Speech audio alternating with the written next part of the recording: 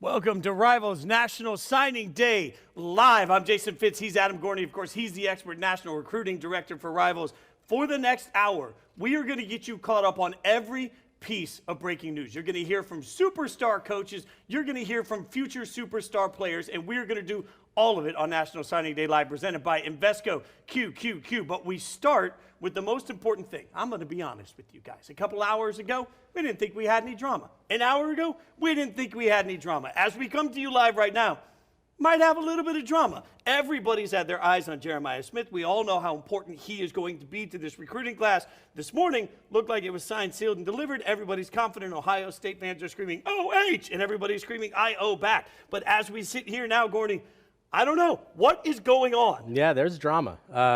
He has not sent in his letter of intent. It is 8 o'clock Eastern. The word is that the person who runs his NIL has the letter of intent. We will see if it's sent in to Ohio State. I reached out to Ohio State's SID to get Ryan Day on our signing day show. He went home for the holidays. So we will see how this plays out, what's going on. I don't want to report anything that we don't know specifically. But Jeremiah Smith picked Ohio State today, but he has yet to send in that letter of intent. There's some drama here. Before we get to any of this, there's a lot to break down for a second, so I'm going to take us off the rails quickly. Tell everybody, in case you don't know, what difference would Jeremiah Smith make in a recruiting class, the way you would view Ohio State or the way you would view wherever he ends up? Yeah, Ohio State is known for recruiting elite wide receivers, Garrett Wilson, Chris Olave, down the line. He would be the best of the best. He is the best high school wide receiver since Julio Jones, a 6'4" difference maker on the outside. He's elite. So if it came down to Ohio State and Miami, there's some word that some people close to him wanted him to be at Miami. Immediate starter at Miami, immediate contributor in the Buckeyes too. Here's what I can promise you. He's got his phone. If he's in his phone, it's because we're trying to get the latest, greatest breaking news for you. We will get you the breaking news as it comes. There's a couple other players before we get back to Jeremiah that I want to make sure we mention off the top, though, because it was a significant day across signing day. KJ Bolden, obviously somebody that as we started this morning in the wee hours of the morning, you had your eyes on. Yeah, we prepare, graphics for all these kids and their flips, so we look smart when we do it. Committed to Florida State. It looked like Auburn might have gotten him. He ends up at Georgia. He told our Jed May from UGAsports.com that he decided on Georgia 3 weeks ago and then let everybody sort of think that he was going to go somewhere else. So KJ Bolden to Georgia is a huge one. He's a kid from Buford, Georgia, 5-star safety. Yeah, and the fact that he knew weeks ago just reminds us what an inexact science all of this is, because you spend, and everybody at Rivals spend all year grinding, listening to families, talking to coaches, just trying to be involved in the process. To be able to keep that sort of a flip possibility, that secret seems pretty stunning to me. Yeah, much more like an inexact art than an inexact science. It's really 51 weeks of a lot of going through the recruiting process. Almost everything happens in this last week, if not the last few hours. Okay, so let's get to another prospect here. Armando Blunt, somebody also that all eyes were going to be on today. Yeah, this one was not as surprising as some others. He had been committed to Miami early on, flips to Florida State, had been committed to Florida State throughout the season, flips back to Miami. He had visited there this past week. It was the word that his mom invited Miami media and Miami fans to the rec center today to see the signing. So that's pretty telling. Yeah, by the way, that many flips kind of makes my head spin. For all of the conversation we're having about what happened today, and what happened today has been incredible, I don't want to lose sight of the fact that there was already a major win in this process, right? Just because it wasn't a photo finish doesn't mean Nebraska isn't out there talking their talk. We all know Will Compton out there on social media with Busting with the Boys. Will is reminding everybody that the top quarterback prospect, Dylan Rhule, is headed to Nebraska. I don't want to lose sight, just because it didn't happen today, of how significant that is for the college football landscape. I talked to Matt Rhule today, and I swear I saw a champagne bottle uncorked there. Yeah, Rhule is huge, and there's so much momentum that goes into it. He's a 5-star quarterback. He's the number 2 player in the class. He's the best 5-star to ever go to Nebraska in Rivals history. That's over 20 years. So he's going to be a huge one for them. Could be the starter next season in Lincoln. Don't you feel like it changes a little of the perception of the program as a whole to land somebody? I know he's got ties. We all understand he has ties. You still have to land the kid. You still have to get the kid there. Absolutely, and you beat Georgia for him. So, he was committed to Georgia for a long time. He moved from Arizona to Georgia for his senior year. It looked like Georgia all the way. 10 days ago, he calls Matt Rhule and says, maybe my heart is somewhere else. Matt Rhule wasn't even really recruiting him at the time, but since then he was. Yeah, it can't be an accident that Rhule recently sat at the podium and reminded us all that if you want to get a big-name quarterback, going to have, millions of dollars in NIL.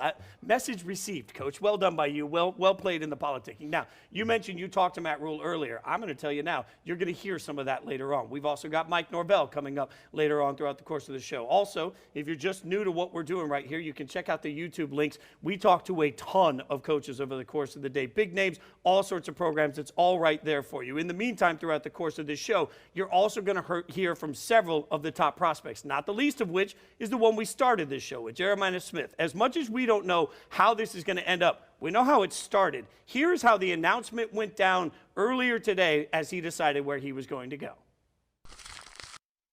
The #1 recruit in America, Jeremiah Smith, officially an Ohio State Buckeye. How does that part sound? Sounds good, man. I'm finally a Buckeye. Great. Can't wait to get up there for sure. Obviously, there were some nerves going into the announcement. A lot of people here to see if you would stick with the Buckeyes or stay in your home state. Take me through the announcement and how you felt during that process. Going through the announcement, I felt nervous. It came down to a close call between Miami and Ohio State. But, I just go with my gut feeling, just go who developing the receivers into the first round. So that's why I went with it. Yeah, we know about the Buckeyes' track record, and you've been committed for over a year at this point. What else made you comfortable enough to stick with the Buckeyes? Just the way they care about their players, on and off the field. They're one of the best paid players. It's a family up there in Ohio. Thanksgiving, have coaches have their players come over and eat with them and stuff like that. So, it's definitely a brotherhood up there in Columbus for sure. How relieved are you? I'm relieved.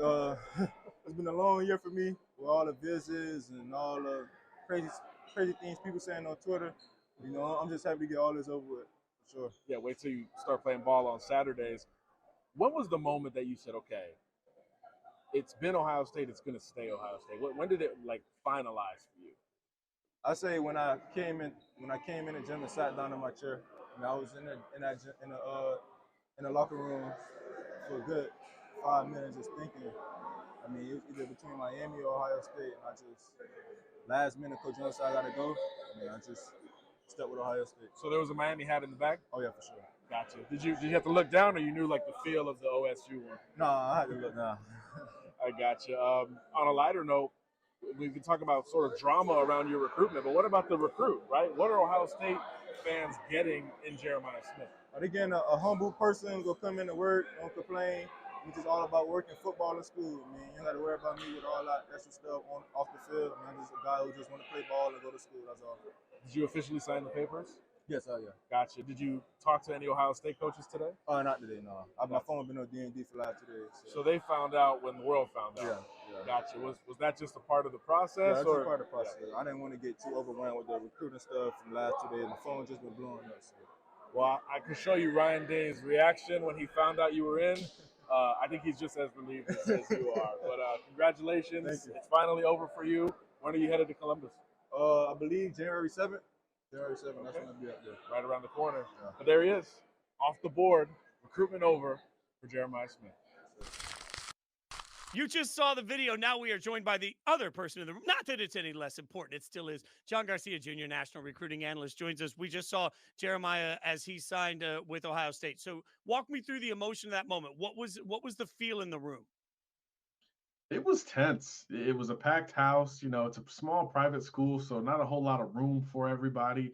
And before all the players got out there, you're just like, where's Jeremiah? He ran to the locker room. He didn't come out until the very end of the sort of pre-game warm-up ceremony, if that makes sense. So really to himself, the body language was tense. He was nervous, covered his ears and his eyes at one different point. So all of us, journalistic, light bulbs go off. And you're like, something's up. Like, what's going on? Is Miami going to pull this shocker? And then obviously he gets on the mic and really short and succinct and says, hey, it's Ohio State. It's always been Ohio State. So he did admit afterwards that it was close, that Miami did have a hat in the duffel bag that he reached down into. But really, this was Ohio State's race to lose because that's where he's been committed for a year. And at the end of the day, he said it was a business decision. It's about development. It's about getting to Sundays. And obviously, the Buckeyes have done that about as well at the receiver position as any school out there. Well, you've been covering this entire process for him, right? So how surprised, or were you surprised by sort of the way any of it went down? I think the facts, I wasn't surprised. The actual process of sticking with Ohio State was my expectation coming into the day. But when I got to the gym, I was like, do I need to tweak this story? Do I need to pull open the laptop here? Because it was palpable leading into that decision. Even some of the other Chaminade players and coaches sort of shared that almost that nervous, cautious energy before he announced. He even paused during the announcement, and everybody kind of got excited all at once. So there was definitely a pro Miami crowd, given the geography, and even some of his teammates were kind of egging him on to make the big flip. But obviously, he's stuck with Ohio State. So no surprise in that regard, but the process to get to that point absolutely caught me by surprise. I absolutely feel for these kids in this moment when there's so much money and so much reputation and then home. All of these are parts of the decision. Now, he may not have flipped, but some players in your region did. And one of the big ones making news is KJ Bolden, obviously. Walk me through what you know about that decision and how it went down. Yeah, well, according to KJ, and this is maybe the most surprising news in the Southern region, he said 3 weeks ago he started to shift towards Georgia. And that really does not reflect sort of how we covered this thing leading up until today. It was really more of a stick with Florida State or flip to Auburn situation. Georgia, really, over the last 48 hours, have become more a part of that possibility, not even that it was a given he was going to flip and stay in state. But he said it was 3 weeks ago when he started to figure that thing out. And really, kind of like Jeremiah, he went back to center.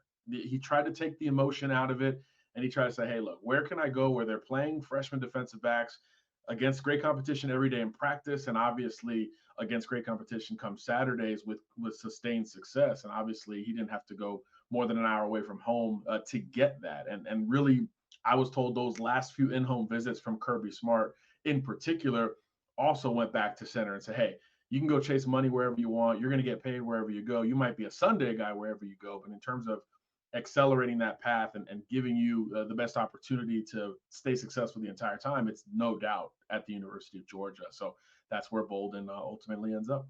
Taking the emotion out of it is something that's so difficult for fans to do because fans have a rooting interest in all of it, but also difficult for an 18-year-old kid to do as they're trying to figure out their future. You mentioned the whole region. Any other moments there that have surprised you through the course of today? Yeah, well, there's certain flips, but I think certain prospects staying put was just as big a story, not only with Jeremiah Smith, but I thought Edric Houston had a lot more flip conversation around his recruitment, maybe even than KJ Bolden leading into National Signing Day. And it was really just about one school, stick with Ohio State or flip to Alabama, which we knew coming in was going to have a really strong Wednesday in adding prospects. And he was going to be the headliner of that group. So I thought that was really huge for Ryan Day and company to come in with a couple of high-profile 5 stars, hold on to both officially. I thought was as big a news in the South for a Big Ten team as there can be. Yeah, I just love the fact that for all the yelling and screaming we do about all of this, Ohio State continues to do well, Georgia continues to do well, Alabama continues. There's a method to it. That's all I'm saying. There seems to be a method to success across the board. Yeah, 100%. I think we always, especially on signing day, have to remind ourselves like these kids they don't know about 10, 20, 50 years ago in college football. They know about like the last 5 years. That's about their wheelhouse for what the sport is. So yeah, Georgia, Bama, Ohio State, throwing an LSU and a Clemson, and that's kind of their entire scope of championship level programs. So you understand why to a certain degree they keep loading up. Now I feel like an old man. I appreciate your insight. Thanks for the great work you do, my friend. Thanks for hanging out with us. Thank you. If you're just joining us, it's Rivals National Signing Day Live presented by Invesco QQQ. He's Adam Gorney, the National Recruiting Director for Rivals. I'm Jason Fitz, and it's key. I want to remind everybody we sit here with developing news. Let's say it that way, as we don't know right now what the status of Jeremiah Smith is. Update everybody, Adam, on the latest, as we just saw that interview. We just saw his signing this morning. It looked simple this morning. It looked simple this afternoon. It doesn't look simple right now. Yeah, we know he showed up today with hats for Ohio State and Miami. He picked Ohio State. He signed the paperwork with Ohio State. He was doing interviews after it. It didn't seem like there was any real drama. He was there for about an hour after his signing. The papers never showed up at Ohio State. Ryan Day left. It seemed like everything was expected. He was told in his own press conference that Jeremiah Smith had committed to them. He showed relief. I think we're going to show some of that video. But then he said he couldn't talk about it because the paperwork wasn't there. The paperwork is still not there hours later. That's where we stand right now, and that's where it sits. Yeah, I'm not the best with math, but it's 8:15 Eastern. So it seems like it's late. It seems like this is developing. Again, I promise you this. If we get any news, the bat phone is out, the signals are up in the air. We will keep up to date with every single ounce of it as it happens. In the meantime, I mentioned you're going to hear from superstar coaches, not the least of which was Matt Rhule. Remember, Nebraska lands a massive recruit in Dylan Raiola. Everybody's got their eyes on it. Gorney had the opportunity earlier to catch up with Coach. Check it out. Walk me through the last week or so and his flip from Georgia to Nebraska and how that all went down. Yeah, it was pretty tame, to be honest with you. Dylan reached out and just said, "Hey, Coach, I'm thinking about this. I'm thinking about coming to Nebraska. My heart's there, and I feel like it would mean a lot to me and my family to be there." Came and visited, and made the decision. So. I think, I know he has a lot of respect for Georgia. I mean, what a great program, Kirby Smart. I just think, growing up a Husker fan and probably seeing some of the progress that we made this year, some of the opportunities that he has to help in the future, and knowing what it would mean to Husker Nation for him and his family to come back here. I think that purpose was just too great. So it's well documented. I mean, his dad played there, his uncle coaches there, all of those things. He's made numerous trips to Lincoln. Did you feel like you were building, or did you feel like at some point you had sort of lost him in this recruiting class, or did you continue to recruit him sort of to the end here? No, once he made the decision to go to Georgia, we respected that. But I do have a relationship with him. When I would hear, I'd hear from him every once in a while after a big win. They did come out. The whole family came out to the Michigan game, which was not a great game for us.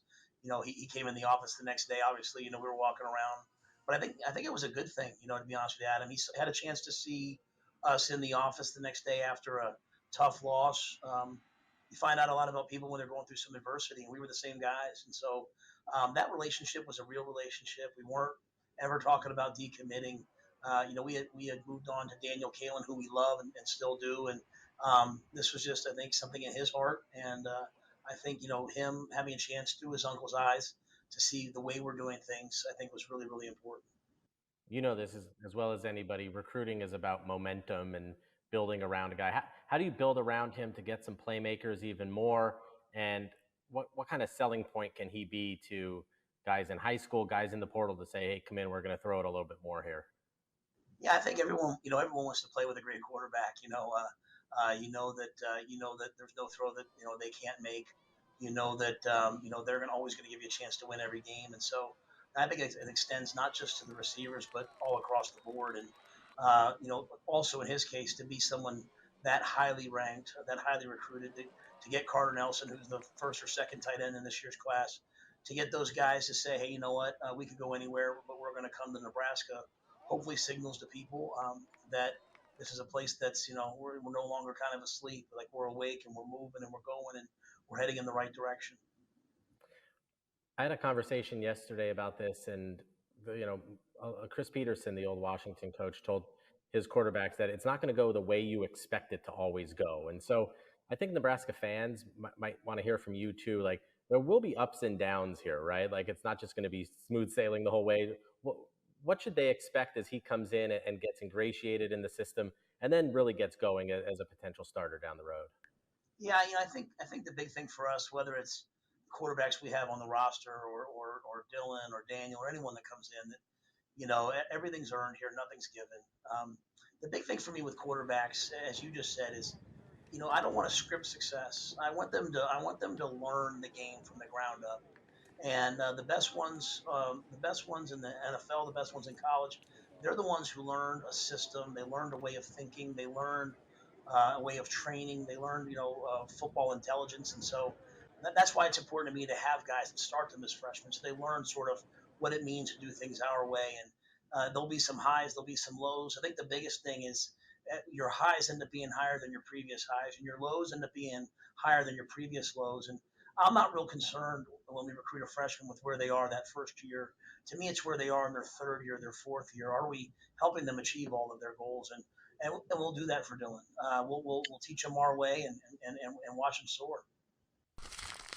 All right, Gorney, you've known Coach for a minute. I'm just saying, there's something about when you've got your quarterback, just makes you cool, calm, and collected. Like, we've talked to a lot of coaches today. I don't know that I've seen anybody just that relaxed throughout the whole process as Rhule just was. Yeah, he was sitting back in his chair pretty comfortable there. It was nice to see, actually. Yeah, and speaking of coaches, I will remind you, we talked to a bunch of them. All day we've been talking to coaches. It's out there on YouTube. You can check out the interviews with a ton of different coaches about their classes. Make sure you check it out. In the meantime, can you have a show in the modern society if you don't rank things? Like, I feel like, I know it's early and these rankings change. It just feels like it's the right time to, are you ready to rank some things? You need a list. Yeah, you need a list. We need lists. We're going to do a list now for you. So knowing that things change and it's very early in the process, I figure it's time for Courtney's top 5. We're going to give you the top 5 recruiting classes so far. Like every good countdown, it's going to go from 5 to 1. And at number 5, you've got Ohio State. Tell me why.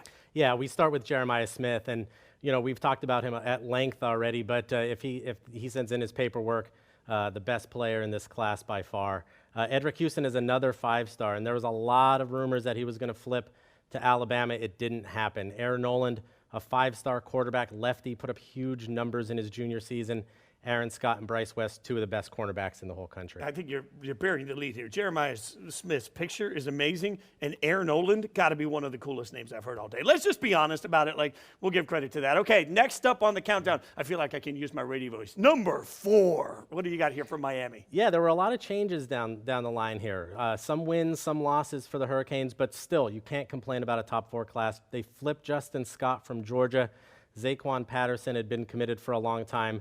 They flip Armando Blunt back. He had been committed to Miami, then to Florida State and back. They flip Adarius Hayes from Florida, and Nikar was committed to Georgia sometime. So Mario Cristobal, it's flip this time. I love the way you couch that, though, because we've heard a lot about the players they lost today. Important to note who they've gained. Yeah. So this is a good class. Yeah. All right, number 3.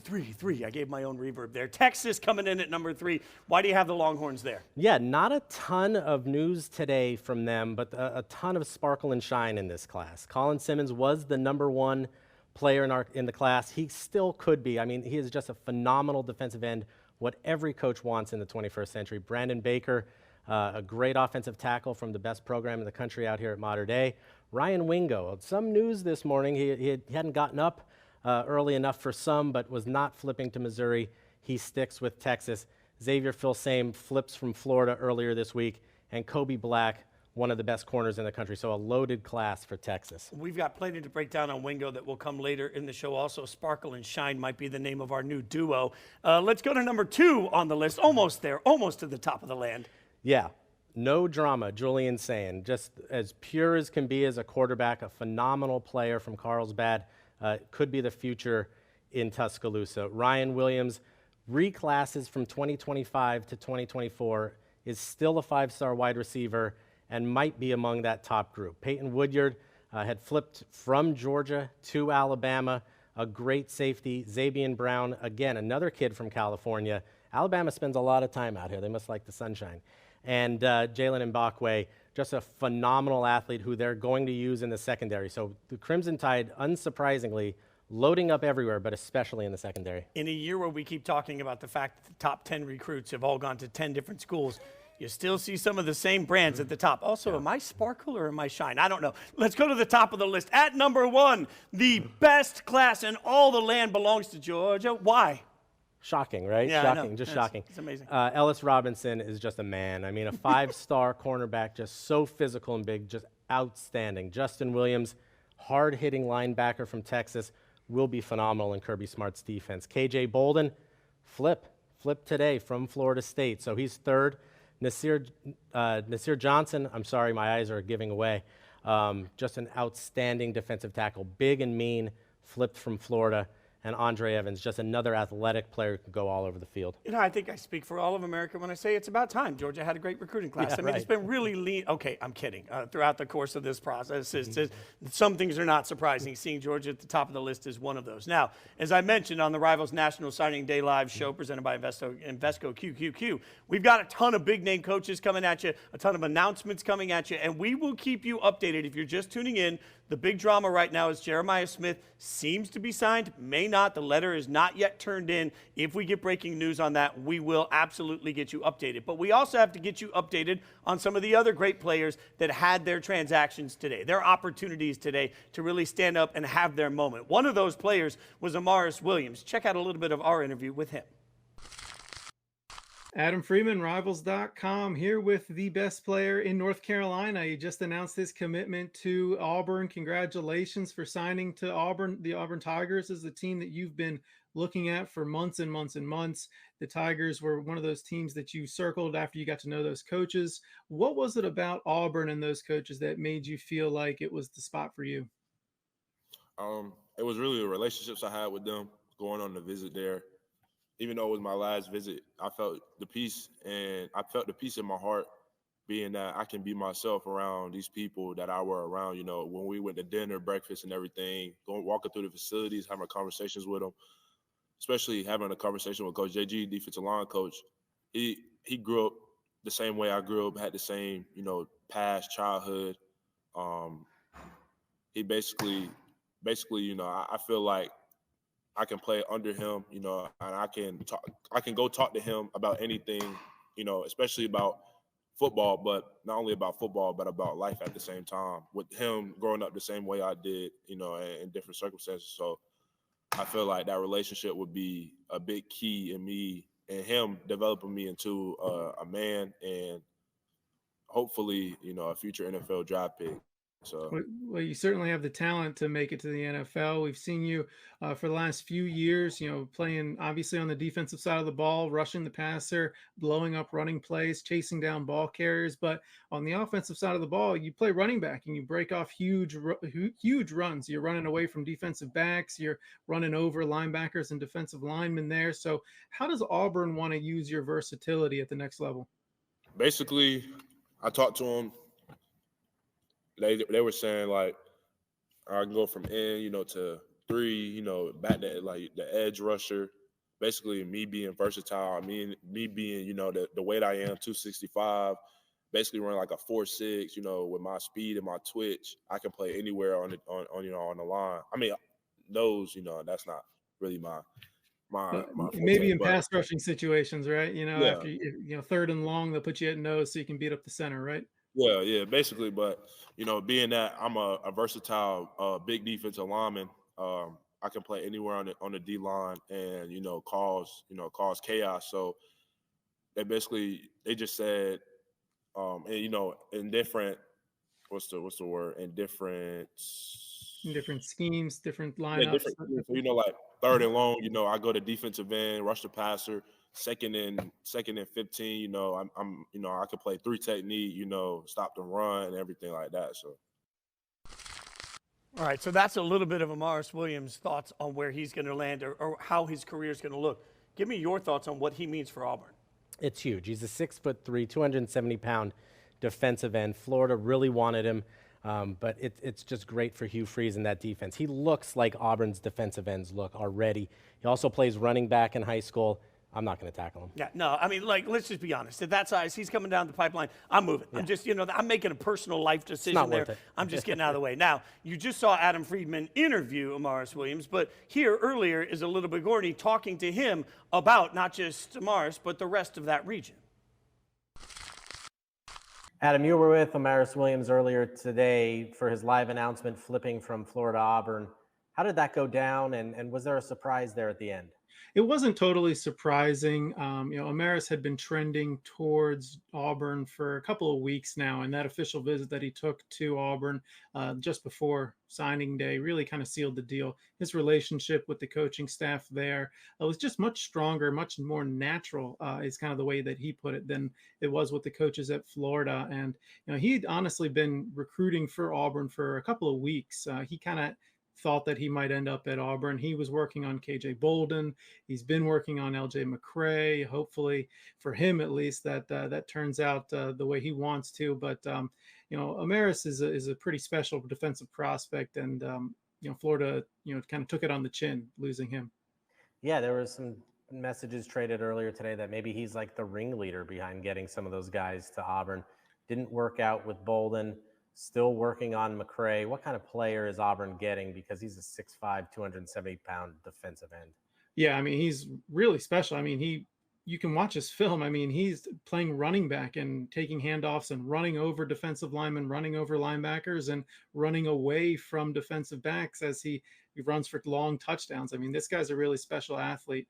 The quickness he brings, the speed he brings to the field, and the strength and aggressiveness off the line of scrimmage is tremendous. And I think as they coach him up when he gets to Auburn, he's going to be a force to be reckoned with. They're going to be able to move him all over that line of scrimmage, and they're going to be able to find mismatches for him. He's going to be a constant presence in the backfield for Auburn.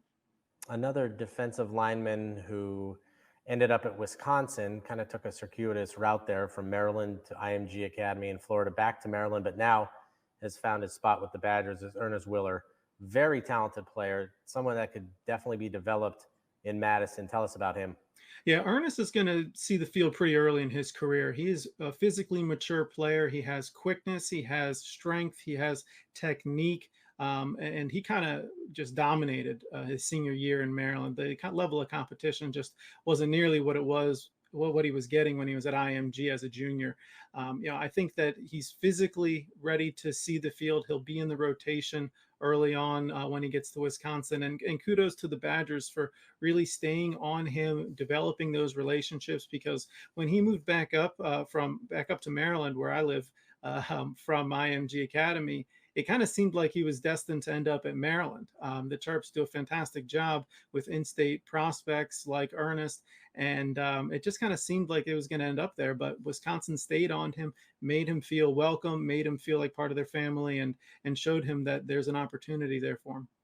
I don't want to say Lugar de Paye is a project, but 6'6", 225. There's a lot to work with there and a lot of projection, a lot of length.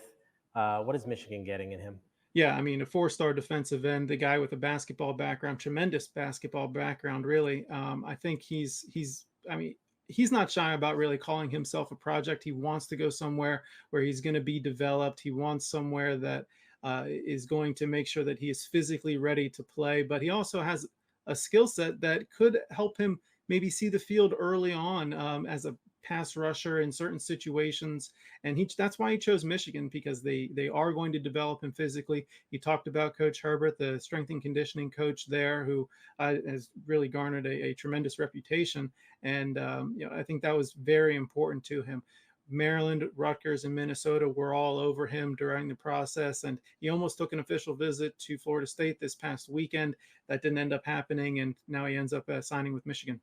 And lastly, at NC State, Kevin Concepcion really came on strong this year. They've looking like one of the top players in the ACC. The Wolfpack have done really well at wide receiver this year, and one of them is a flip to Keenan Jackson. How important was it getting him to Raleigh for Dave Doran's staff? Yeah, big time flip. I will add about Kevin Concepcion, Rivals, the only company with him as a four-star prospect coming out of high school. But Keenan Jackson was a tremendous player. He put up 1,700 receiving yards this year, 20 touchdown receptions. Tremendous player, big physical outside receiver who can really stretch the field. And once he gets the ball in his hands, he's really difficult for defensive backs to bring down. He's going to be a nice complement to Concepcion, to Jonathan Paylor, who's a tremendous receiver slot, weapon on the offensive side of the ball. And I think he'll be able to open up the field a little bit for those guys underneath. Keenan Jackson's going to be a big time addition for the NC State offense. All right, that's Rivals national recruiting analyst Adam Friedman. Thanks. Thanks, Adam. It's Rivals National Signing Day Live, presented by Invesco QQQ. He's Adam Gorney, National Recruiting Director for Rivals. I'm Jason Fitz, and By the way, you get the ATH, the athlete marker now, because you've given us sparkle, shine, and circuitous all in the same show. I'm just saying, that's a level of versatility, obviously, that's impressive.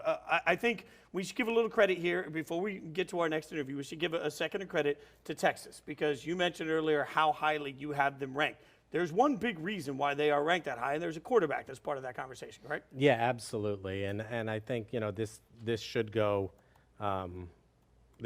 without being said. But they did another great job. They flipped Ty Anthony Smith. They got Trey Owens. They've done a phenomenal job. Yeah, well, the big signings are part of the reason Texas is so high on this list, and that's something that you had the opportunity earlier to talk to our very own Greg Smith about. Check a little of this out.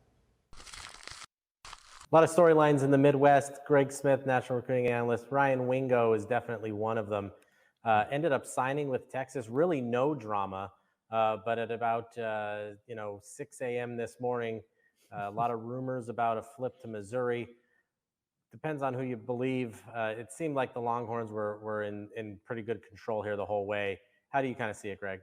Yeah, it's always interesting when you get kind of those late night dramas that start the night before, and really people always say signing day or things don't begin until the night before signing day, right? And so it kind of started bubbling up last night with Ryan Wingo.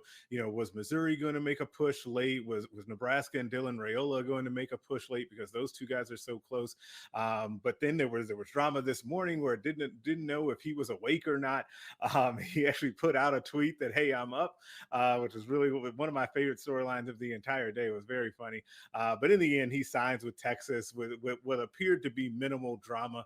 And he's off to the 40 acres to play for Steve Sarkisian. One recruit who did flip, and it's a pretty big one, that might not have gotten the attention just because of the other 5-star receivers, such a loaded group, is Jeremiah McClellan. Very talented, strong, physical receiver who can also game break it a little bit. He flips from Ohio State to Oregon. Did you see that one coming? Because a few days ago, McClellan told me the only hat on the table would be Ohio State. Yeah, that was one that I was kind of tracking, because it was a situation where I think, with all of the talk about it in Ohio State's wide receivers, it was so much about Jeremiah Smith that Jeremiah McClellan almost became an afterthought. And I honestly think that was part of Oregon's pitch here, right? Mm-hmm. That, hey, we don't want you don't need to go to Ohio State and be kind of their third guy, because they had Graham, another talented wide receiver in that class as well. You could come here and fight to be that number one guy. And I think that whole pitch and how all of this unfolded around his recruitment, I think really won out for Oregon. Dan Lanning did it again with another nice flip. But yeah, I was tracking this one because I thought that something could be going on there with McClellan and Oregon. A lot of people thought Missouri for a while, the home state school, but Oregon was the one that was quietly doing work there and behind the scenes, and they won out. Two teams very busy in the Big Ten today. Ohio State, one of them. Yes, they lost McClellan, but they got the big dog. J.J. Smith is the number one player in the country, one of the best receivers in a whole while here at Rivals. And then keeping Edric Houston, a lot of rumors over the last 48 hours that he was going to flip to Alabama. Ohio State got to keep him. How big was that for the Buckeyes? Yeah, I mean, both are huge. Like, anytime you hold on to the number one player in the country, like, that's going to get the headlines, and rightfully so, because Smith is just such a fantastic player. He's rated where he is with us for a reason. But I think that Houston was just as big of a deal, because when you start to talk about the kind of narrative around Ohio State and what's going on there and what Ryan Day needs to change, and they need to get better in the trenches, they need to be tougher up front. If they had lost a 5-star defensive lineman on signing day, even though it would have been, nothing to sneeze at to lose him to Nick Saban in Alabama, at the same time, you don't want to do that, especially when you're chasing Michigan still. And part of the reason they're losing is because what's happening in the trenches. So, like, keeping Edric Houston, I think, was just a huge deal for them. That's a tough physical football team. Like he said after Notre Dame, he told Lou Holtz off. So yeah, that's good. And then Nebraska's the other team. Obviously, some Dylan Raiola hangover from the other day, and everybody's feeling great there. But they also closed great today. They got Larry Tarver. They flipped him. Vincent Shavers in Miami parted ways. He ends up at Nebraska. And then they come back around on Amari Sanders and get him. So Raiola was definitely big. They did well, getting Bricks and Carter Nelson. But even on signing day, they've made some noise. Yeah, it was impressive noise in South Florida, right? Like it's kind of interesting as we've all talked. I know you've talked to Matt Rhule about Texas and how important Texas is to that staff. But to see them close that way in Florida, led by kind of Evan Cooper, defensive backs coach, is from Florida. They've got Philip Simpson, who's kind of a high school coaching legend, who's also on the staff, helping to kind of spearhead that as well. So to see them do what they did in Miami, I think is a really big deal, and I think will be part of the formula moving forward for Matt Rhule and his staff. You can pluck a few kids from South Florida. You can get 5 or 6 from Texas, and then get a bunch of kids from Nebraska and in the Midwest. I think that's the formula for them. But they did close well, and of course, like you said, it started with kind of flipping Dylan Raiola, the 5-star quarterback from Georgia, who now all things will be turned to what they can do in the portal, and then what's going to happen in 25 for them, because they could be a team to watch in 25. Okay, that is national recruiting analyst Greg Smith. Thanks, Greg. Thank you. He's Adam Gorney. I'm Jason Fitz. It's Rivals National Signing Day Live, presented by Invesco QQQ. Now, we are hanging out at the Yahoo Studios in Los Angeles, right? We're right down from beautiful Hollywood, California. I would argue the big drama right now is in Hollywood, Florida, perhaps, as I do need to get everybody updated on the latest, greatest from Jeremiah Smith. You just saw his name listed there, number 1 recruit. Everybody's talking so incredibly about where he's going to be. This morning it looked like Ohio State. The latest, if you're just tuning in, is that there are some, at least, complications. What's your level of concern? As we know now that the letter has apparently been signed but has not been turned in. That's as much as we think we know. What's your level of concern? Yeah, I mean, it continues to grow and grow for Ohio State and their fans and what's going on. I mean, he signed this letter hours and hours ago, and he is not a kid that is just trying to manufacture drama. He does not want any part of this, from what I know of him, for knowing him for over 2 years. So I think something is going on behind the scenes.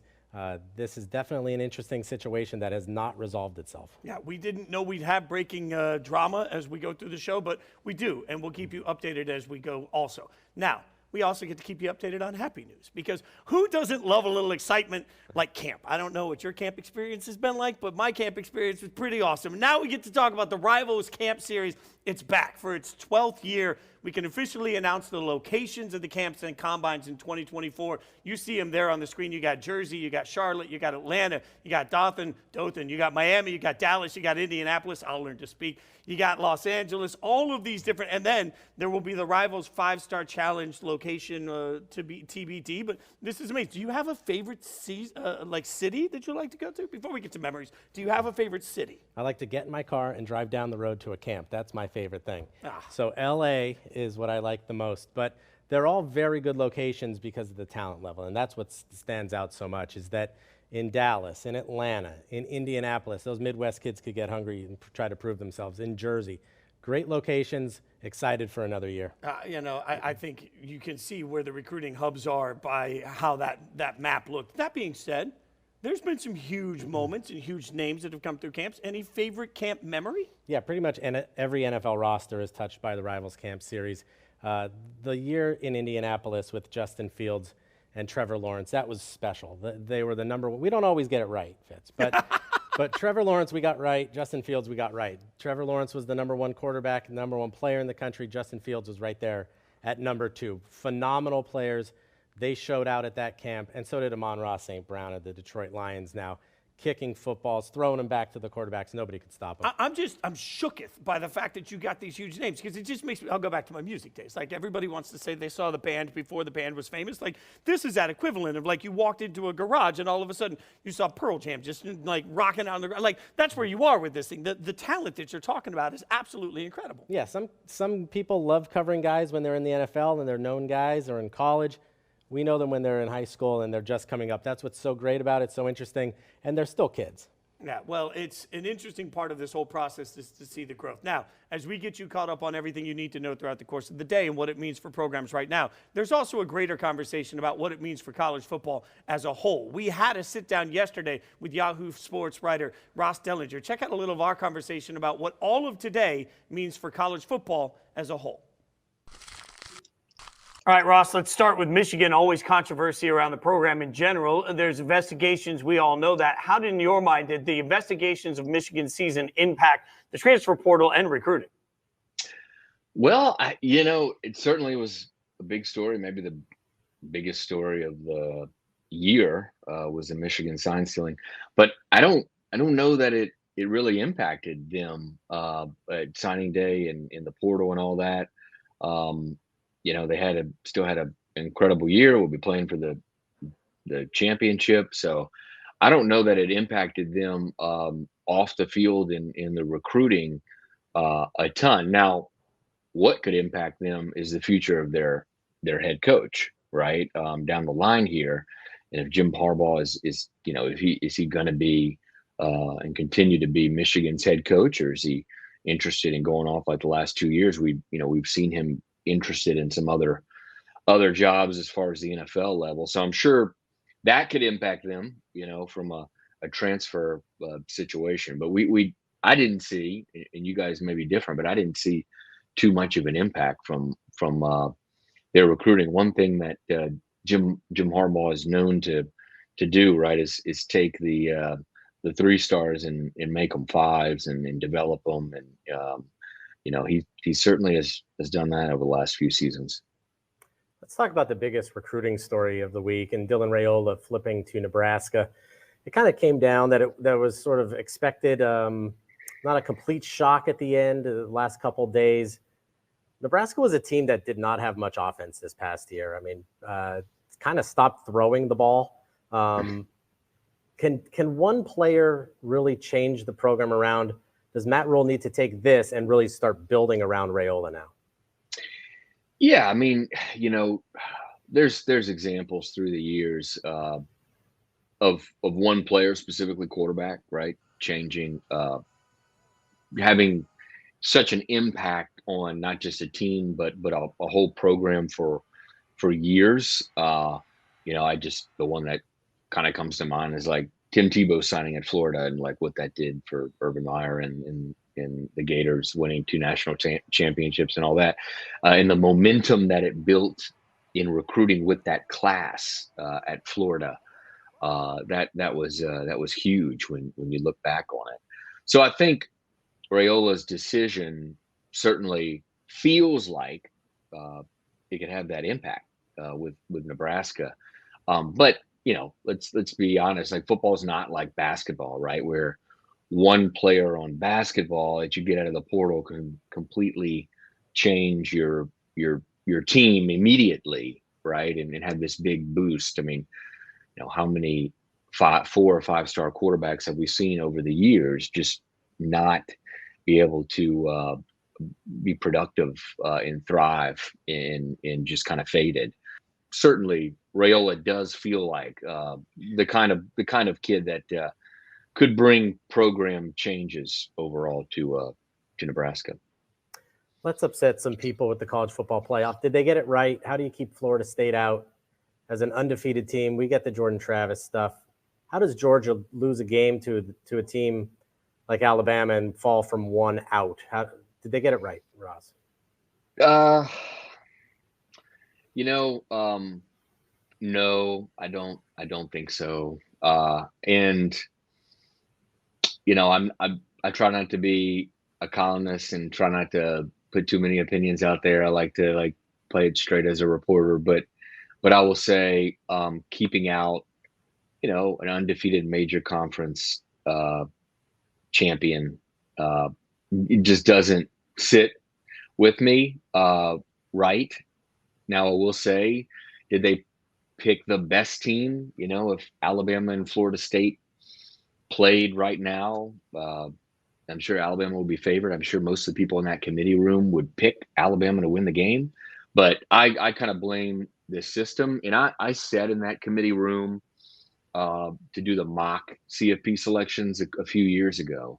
And you sit in their seats, you sit in the committee member seats, you do like a mock of a previous year, and you rank all the teams like they do. You do everything that they do. You do it in a smaller scale in just a few hours instead of over amount of weeks or days. But I remember leaving that, thinking, what the hell are we doing? Like, it's just so silly, because you're just pouring over all of these ridiculous statistics and numbers and figures. I just wish there was more of a way to determine playoff spots on the field And we're doing that, right? We're going to do that a little more, at least, with an expanded playoff. Yeah, you're right about that mock committee process. I walked away when I did it thinking, man, it's amazing how one dominant person can totally change a room. Also, I don't envy the committee members. Real quick, we got to get you out of here. But obviously, hiring cycle is about to change in the NFL too. Do you see any college coaches that you look at and say, man, that person's headed to the NFL this offseason?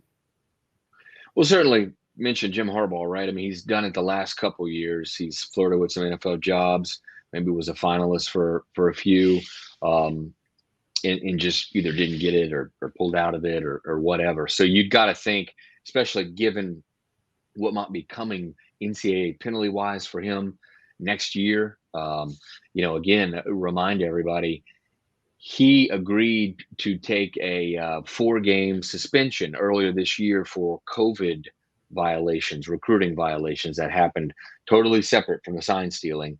He agreed to 4 games, and the NCAA basically said that wasn't enough. Okay, he took 3 games, and in the Big Ten suspended him for 3 more games over the sign stealing. But just for the COVID period, just for that investigation, he only took 3 games. And again, NCAA said 4 wasn't enough. So he's going to at least have some leftover penalty from that COVID dead period, probably of recruiting violations. And then the sign stealing stuff, it's going to get wrapped up at some point, right?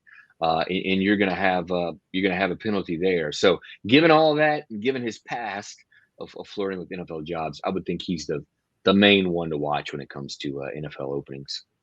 Make sure you're reading him on Yahoo Sports. Follow him on all social media at Ross Dellinger. Ross, appreciate your time, my friend. Yep, no problem. He's Adam Gorney. I'm Jason Fitz. It's Rivals National Signing Day Live, presented by Invesco QQQ. We're breaking down all of the information, but I have to say, today's one piece of the puzzle. As much as everybody wants to obsess over winners and losers today, we do it, everybody will do it. It's one piece, because signing day is no longer it's part of it, and you have to include the transfer portal in it, right? Like, it feels like now, we spent all day talking to coaches, and they all weigh the transfer portal differently. Yeah, transfer portal is recruiting 2.0. I mean, some coaches use it a lot, some coaches don't use it yet, some coaches will, some coaches just refuse to. But there are a ton of players in there. You could revitalize a roster very, very quickly. Ohio State's starting quarterback goes to Syracuse. Oklahoma's starting quarterback goes to Oregon.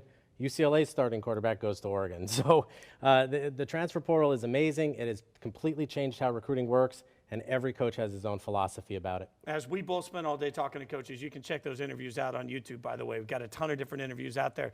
I talked to one coach today that was adamant. He did not want to use the transfer portal because he wanted guys that he knew their families, he knew sort of their relationships. It seems like that makes sense, but not every coach is that way. That being said, give me some names that stand out in the portal that you see that are difference makers. Yeah, I think we start at number 1, Walter Nolan. He was a 5-star coming out of high school. He is a 5-star in the portal. He has been very productive at A&M, and he's only going to get better. He's down to Ole Miss and Oregon now, so he already has his recruitment going again. And then there's Evan Stewart, the 5-star wide receiver who led Texas A&M in receiving the last 2 years, his first 2. And let's be honest, he didn't have Joe Montana throwing him the ball in College Station. So he's been phenomenal. I think, you got to look at that sometimes and say, hey, Texas A&M guys trying to get out of Texas A&M makes sense. When there's a coaching change, guys want change. But we're obsessed with quarterbacks. You've got some. Who stand out as your top quarterbacks? Yeah, and this is a really strong quarterback class, too, in the portal. And I say class, but it's in the portal. Dante Moore started as a freshman at UCLA. He's gone to Oregon. He's been telling people, look, I need some time here. I need to get ingratiated into a program. That's why I think he's comfortable sitting behind Dylan Gabriel for a year in Eugene and then taking over and being the superstar that we projected him to be as a 5-star. And then Cam Ward, who's already a superstar. He was great at Incarnate Word. Then Washington State puts up huge numbers. Everybody wants him. It looks like Miami or Florida State, but everybody's going to want him. Yeah, I mean, you've got to look at some of these quarterbacks. Just look at this year's Heisman, and you see the benefit of a quarterback with experience. Now, you mentioned Florida State. I don't think that there's been a more polarizing conversation than Florida State and everything they've gone through for the last several months. And we know that whether it's talking about playoffs, whether it's talking about today, you had the chance earlier today to talk to Florida State head coach Mike Norvell. Here's a little of that conversation. This is Adam Gorney, Rivals.com signing day show, wrapping up here another busy signing day. And Mike, when you swing the bat, there's a lot of home runs, some misses along the way. You still have a top 10 class, very proud of it, I'm sure. And it starts with quarterback. And I want to talk about Luke Kromenhoek a little bit, because credit to you guys for early evals on him, because he was not highly recruited, but you saw something in him. And when you talk about, potential in a quarterback and what he could be 3-4 years down the road, what do you see in Luke? I mean, I say just an incredible competitor, just a wonderful young man. I mean, for all that he does on the field, I mean, who he is off the field, I mean, just his heart, his work ethic, the passion and desire to be great.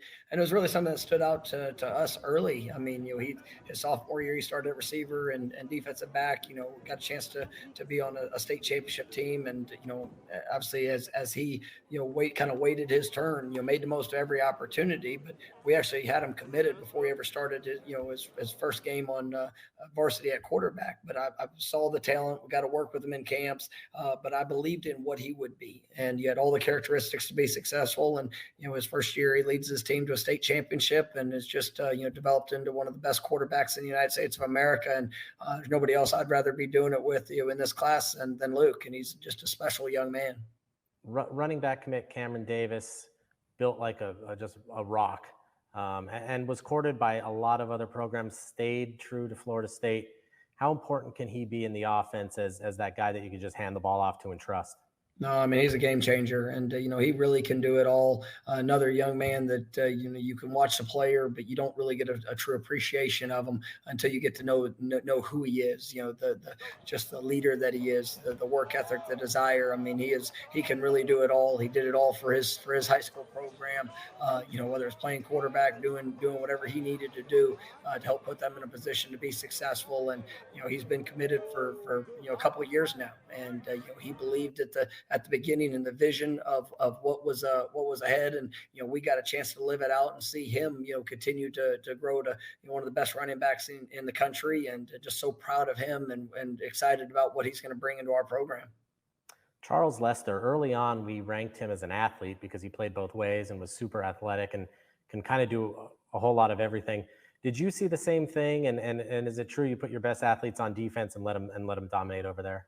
Well, I mean, Charles is a special athlete, and he really can do it all. And we think that he's going to be a dynamic player for us, in a lot of different ways. But when you take his ball skills, just the instincts, what people don't understand about Charles, he's one of the smartest football players that I've ever recruited. I mean, just his football IQ, understanding, being able to retain information and apply it throughout the course of a game or a workout. I mean, he's just really remarkable in all that he can do with that. And he's somebody that we've been building a relationship for over the last few years, and to see him grow, to see his ability and talent, but also just who he is we're expecting a fast impact here at Florida State, and I think he kind of leads what is a special defensive back group for us, that a lot of guys that have we had 4 DBs that signed and all have very similar characteristics with versatility and game changing skill sets. Have you talked to the recruits, or have they asked about the playoff situation, your feelings on it?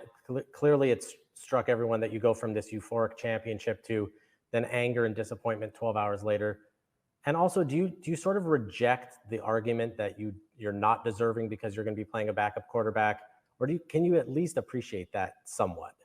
Well, I mean, I think for the recruits, I mean, obviously there's a lot of people that they loved watching what we did. And, it is, I think more than anything else, through, just the challenge of, losing a great player due to injury and, obviously the adversity that was presented. I mean, seeing the response of our team, seeing the character of our team, the closeness, just, how our guys were able to rally around each other, something that's really celebrated. And, it's unfortunate and disheartening, and, all the feelings that, that we're not, you didn't get an opportunity there in the playoff, but it's still about controlling things that we can control. And we see when you see the culture that has been established, when you see the response that our players were able to put on display for 13 weeks throughout the season. I mean, something that players and recruits want to be a part of, and they know that they can bring their talents into this program. They can bring their personalities, their character, and continue to push us to even higher heights. And that's something that I'm looking forward to, and just proud of our team and the way they've handled things. Gorney, I got to give Mike Norvell a lot of credit for just showing up. Another tough day for Florida State. He still showed up to the interview. Yeah, absolutely. And any year he comes on our show, I'm going to compliment him. So a phenomenal job for him to come out after what happened with the college football playoff. Some tough strikes today for him and the Seminoles class. But, hey, they still finished 11 in the country. That's not too shabby. That is not too shabby, but I don't think that's going to be great enough to get you an award because it is award time. It's never too early for award season. The Gorney Awards, I want awards named after me. This is where you give out awards from the best action today. I wish we had an orchestra to play us on and off, but we'll start with, I'll give you presenting. Like I'll give my big presenting the award for best drama. Who do you have for best drama? This is what everyone's been waiting for. So best drama is Jeremiah Smith. I think we've talked about that one already. Now, that jacket is best drama. I mean, my God, that's fire. Send it to me. Okay, next award goes Return to Sender. Oh, that's clever. Yeah, return to center Armando Blunt was committed to Miami, flips to Florida State. On signing day, flips back. Oh, I like that. Yeah, got some free meals out of it. All right, the next award, Stand By Your Man. Who do you got? I like that. DJ Lagway. So many rumors that he was going to flip to USC on signing day. Baylor, Houston, Texas A&M tried. They couldn't get him. He stays with Florida. The next one, I can't wait to see what this one is. The next award is Sleeping in St. Louis. I've done this a long time. This is the first time I talked about when someone was waking up on signing day. Ryan Wingo stays with Texas instead of picks Missouri. All right, and our last award of these, you've got more awards coming, but the last award here, Hurry Up and Wait Award. Yeah, Jordan Seaton takes a visit to Colorado a few weeks ago, signs up with Deion Sanders, doesn't sign today. Looks like Maryland is involved, Alabama, Ohio State, Tennessee, a lot of schools for Jordan Seaton. It would not be a day if we weren't talking about Deion Sanders somehow, some way. Here's what I know. I would remind everybody today to have a little bit of grace and patience. These are kids that are making huge decisions that impact their families and their lives. And while we're all fans, and it's easy to yell at them as fans, let's remember as human beings, if you had to make the same decisions they're making at their age, there's a ton of pressure that comes with it. I commend every kid that took the opportunity today to really seize their future, and I think this is a moment to celebrate, not to go after any of them. In the meantime, we have to celebrate everybody behind the scenes. It takes an entire village to make shows like this happen so that the two of us can sit here and just yell and scream. So for everybody behind the scenes that took the time to do this show for us and to help us with the show, we thank them. We thank you for watching. And I say this all the time, follow us on social media, but particularly follow Gorney on social media because what we know right now is the drama is not over with the #1 recruit in the country. So if there's ever been a reason to make sure you are sticking with us throughout the course of the night on Rivals, on Yahoo Sports, and with Adam Gorney, make sure you're doing it. I'm Jason Fitz. On behalf of everybody behind the scenes that makes this show happen, thank you so much for watching Rivals National Signing Day live, presented by Invesco QQQ.